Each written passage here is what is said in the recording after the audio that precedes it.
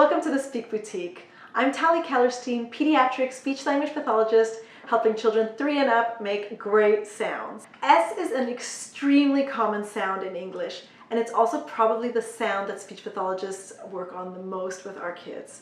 Errors with S seem to persist much longer than other sounds, which should be an indication that although this is a frequent sound, it's not a simple one. In fact, a perfect S requires great coordination of the tongue, the teeth, the lips, all to direct the air into a tiny stream for that perfect S. In this video, I'm going to talk about 5 tips to help kids master their S sound. Tip number 1 is the lips and smiling. Helping kids retract their lips or keep their lips back during an S sound often helps sharpen the sound. So I use this very simple to draw image. I will put it on the papers that they're working on their homework sheets, just to remind them, smile when you're making your S sound. If they get self-conscious, remind them that they're not going to have to do this forever. It's just until their S is right most of the time. Tip number 2 is air. Air is a really important feature of the S sound. Many kids benefit from using a straw to help them get the sense of a central stream of air that needs to happen for S. Listen carefully.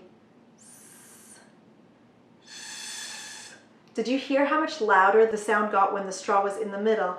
So for kids, I use that to show them where their air needs to come from. Kids who are doing air from the sides of their mouth, like this, are making a lateral S, and strategies to help with a lateral S are going to be for another video, another day. Another way I help kids get the airflow properly for their S sound is to have them envision a tiny little bug on the tip of a pen and see if they can blow it off with a gentle airstream. This was a great tip given to me by my colleague Carolyn. Thank you, Carolyn.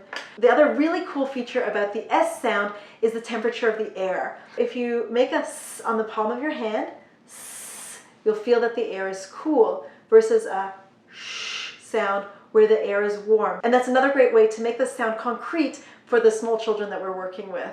Tip number 3 is the tongue. The position of the tongue tip is really important for our S sound. We want the tongue tip to be just behind the teeth. If it's touching the teeth, you're going to get a T. If it's between the teeth, you're going to get a Th. In both cases, replacing a S sound with a T or a Th makes completely different words in English and will muddle up people's meaning. So it's really important to get this right. The wonderful thing about having teeth as a landmark is that they're very visible. So I'll get the kids to hold a mirror and take a look at their teeth and tell them, hide your tongue. And when they watch their teeth in the mirror, they have to make sure that they don't see their tongue. Tip number 4 is the teeth. We talked a little bit just now about the front of the teeth, but the back of the teeth are also really important for stabilizing the tongue when you're making that S sound. So this is an abstract idea for a lot of kids. I wouldn't be using it with the younger children who I'm working with, but for our older kids, I explained that what we need is the side back of the tongue to push against the inside of the back teeth. It's almost like the molars, the back teeth are a wall, and the back sides of the tongue are pushing against the wall. That helps stabilize the tongue and lets the tongue tip do what it needs to do for the airflow control. Tip number 5 is the timing. So the beautiful thing about a S sound is that it's in a category of sounds called continuants. And like the name implies, a continuant sound continues. So you can stretch out a S sound versus a B sound. B. I can't stretch it out, it has to stop. I love to use these stretchy snakes from the dollar store and ask kids to stretch their S sound as long as I stretch that snake.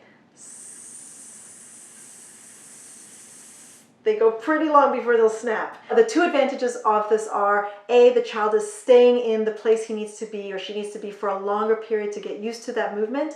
And the second thing is when you're stretching out a sound, it gives you more time to plan to get to the next sound. So these have been super helpful for my S kids. For speech pathologists who are watching, what are the magic tricks in your therapy bag? Please comment below.